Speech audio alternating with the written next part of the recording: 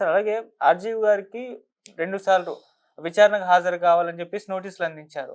So, ఆయన నాకు time గావాలి. నేను సినిమా షూటింగ్‌లో ఉన్నాను. బిజీగా ఉన్నా అని చెప్పేసి ఒకసారి చెప్పారు. రెండోసారి చెప్పే చాయిస్ రాలేదు. వాళ్ళు పోలీసులు డైరెక్ట్ ఆర్‌జీవి డెన్‌కొచ్చేసారు. అయితే విచారణకు హాజరు కా క అంటే అవ్వడానికి టైం లేని ఆర్‌జీవి గారు టీవీ ఛానెల్స్‌కి ఇంటర్వ్యూలు ఇవ్వడానికి టైం ఎక్కడ దొరికిందని చెప్పేసి క్వెషన్స్ అయితే కామెంట్స్ అయితే ఉన్నాయమ్మా. రైజ్ అవుతున్నాయి ఇప్పుడు సార్. ఏంటంటే మీకు అసలు విషయం టెక్నికల్ విషయం. ఓకే.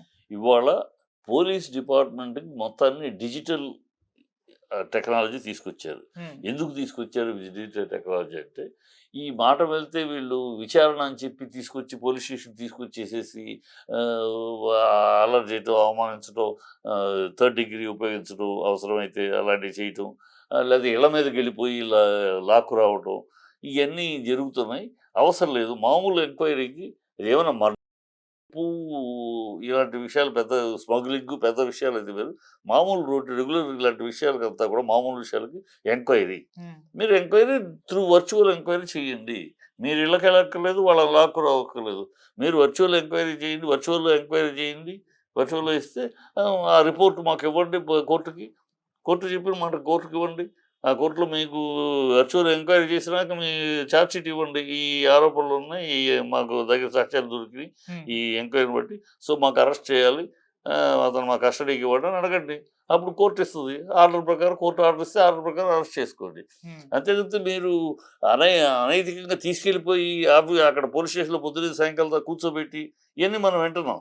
మేమెందుకు కూర్చోబెడతాం అని అంటే పచ్చబద్దాలు. తీసుకెళ్ళిపోతారు, కూర్చోబెడతారు. పొద్దున్న తీసుకెళ్ళి కూర్చోబెడతారు అక్కడ. ఒక స్టూల్‌లో ఎక్కడో ఒకసారి కూర్చుంటారు, చోట కూడా నుంచోవాలి. ఇలా అవమానిస్తారు. వెళ్ళిపోయినాక ముసుగు వేసుకొని ఎవడో కొడతాడు. ఇవన్నీ జరుగుతున్నాయి. నేషనల్ వైడ్‌గా ఒక మన చోటని కాదు. అందుకని కోర్టులు ఈ పోలీసులకి ఈ సిస్టమ్ తీసుకొచ్చారు. ఇది తీసుకొచ్చిన పర్పస్ ఏది? సో, అది వాడమని అంటున్నాడు. నన్ను ఎంక్వైరీ కదా! ఓకే. మీరు ఎన్ని ప్రశ్నలు కావాలంటే అడగండి. వర్చువల్‌గా అడగండి. అది కోర్టుకెళ్ళాడు. కోర్టు ద్వారా తెచ్చుకుంటాడు. కోర్టు ద్వారా order. You can not call him to the police station or you need not you should not enter into house. You can go an virtual దీంట్లో వెళ్ళండి. ఇవాళ పెద్ద పెద్ద దొంగలని, పెద్ద పెద్ద ఖైదీలని వర్చువల్‌లో ఎంక్వైరీ చేస్తున్నారు కోర్టులో. సో, టెక్నాలజీ వచ్చింది. టెక్నాలజీ వచ్చినాక టెక్నాలజీ వాడుకోవాలి. అందుకే వచ్చింది ఆ టెక్నాలజీ. అది అతను ఆ పాయింట్ మీద కోర్టుకి వెళ్తున్నాడు. కోర్టులో తెచ్చుకుంటాడు. వర్చువల్‌గా ఇవ్వాలి. సో, ఇంకా వీళ్ళు అతనికి కుదరదు అని చెప్పడానికి ఒకసారి 2 సార్లు లిమిట్ లేదు. కేజ్రీవాల్ 9 సార్లు హాజరు కానన్నాడు. 9 సార్లు. అలాగే కవిత ఎన్నో సార్లు కాదు. కనుక నాకు కుదరదు అని చెప్పడానికి 2 సార్లు 3 సార్లు లిమిటే లేదు. ఎన్నిసార్లైనా చెప్పుకుని కోర్టు ద్వారా తెచ్చుకోవచ్చు. కనుక వాళ్ళు 2 సార్లు అవగానే మేము అరెస్ట్ చేస్తా అనడానికి లేదు అధికారం. సో, ఇవన్నీ టెక్నికల్ పాయింట్స్ ఉన్నాయి. ఇక అతను విషయం ఉన్నవాడు, విషయం తెలిసినవాడు కనుక ఆ టెక్నికల్‌కి వెళ్తున్నాడు. అంతే తప్పితే అంటే అతను చేసిన తప్పు ఒప్పులు తర్వాత విషయం. 3 భాగాలు దాంట్లో.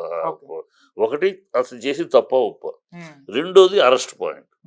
మూడోది వెండెట్టా పాయింట్. ఈ తప్పు ఒప్పులు అనేది కోర్టు తెలుస్తుంది. ఈ అరెస్ట్ పాయింట్ అనేది టెక్నికల్‌గా అతని హక్కు ఉంది. ఒక ప్రతి పౌరుడికి హక్కు ఉంది. చట్టం నాకు ఇచ్చిన రక్షణ. నాకు రక్షణ కవచం చట్టం నాకు ఇచ్చింది. చట్టం నీకే కదా, నాకు చట్టం ఉంది కదా. ఆ చట్టం నాకు ఇచ్చిన రక్షణ కవచం నేను వాడుకుంటున్నాను కదా. అది అతను చేసుకుంటున్నాడు. మూడోది వెండెట్టా. మీరు వెండెట్టా చేస్తున్నారు. ఎందుకంటే ఎప్పుడో జరిగింది దాన్ని సినిమాలో రాశాడంటే సినిమాలు చేసి సినిమాలో సర్టిఫికేట్ ఇచ్చారు సెన్సార్ని అడగండి. సెన్సార్ ఇచ్చిన ఆఫీసర్ని వాళ్ళని అడగండి. సెన్సార్ ఇచ్చినాక రిలీజ్ చేసింది అంటే సెన్సార్ ఇచ్చిందంటే ఇవన్నీ వాస్తవాలే అనే కదా, కల్పితాలు కాదు వాస్తవాలే. అంటే వాస్తవాలు అంటే సెన్సార్కి వీళ్ళు ఆధారాలు చూపిస్తేనే సర్టిఫికేట్ ఇస్తారు. కాశ్మీర్ ఫైల్స్ 273 క్వశ్చన్స్ అబ్జెక్షన్స్ ఉంటే వాళ్ళు 273కి ఆధారాలు చూపించారు.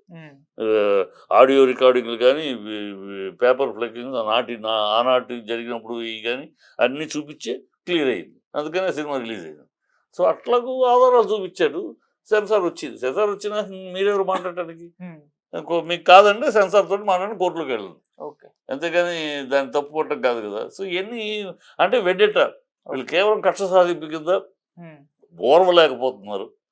అంటే మిమ్మల్ని పొగిడితేనే మీకు ఆనందం. మిమ్మల్ని ఏమన్నా విమర్శించినా, తప్పు మాట్లాడినా మీరు మాట్లాడొచ్చు. మీరు ఎన్నైనా మాట్లాడొచ్చు. ఒక సీఎంను పట్టుకుని సైకో అనొచ్చు. ఒక సీఎంను పట్టుకుని జగన్ రెడ్డి నేను పాదాలు తొక్కుతా అనొచ్చు. మీరు మాట్లాడొచ్చు. మీరు అధిక ప్రసంగా మాట్లాడొచ్చు. కానీ మీరు మాట్లాడితేనేమో అది వాక్ స్వాతంత్రం, ఇంకోటి మాట్లాడితే బూతులా. ఇవన్నీ ప్రజలు చూస్తూ ఉంటారమ్మా. ఇవన్నీ ప్రజలు హర్షించేవి కాదు. మిమ్మల్ని పరిపాలన చేయండి. పరిపాలన చేయకుండా ఈ డ్రామాలు ఎందుకు? డైవర్షన్ పాలిటిక్స్ ఎందుకు?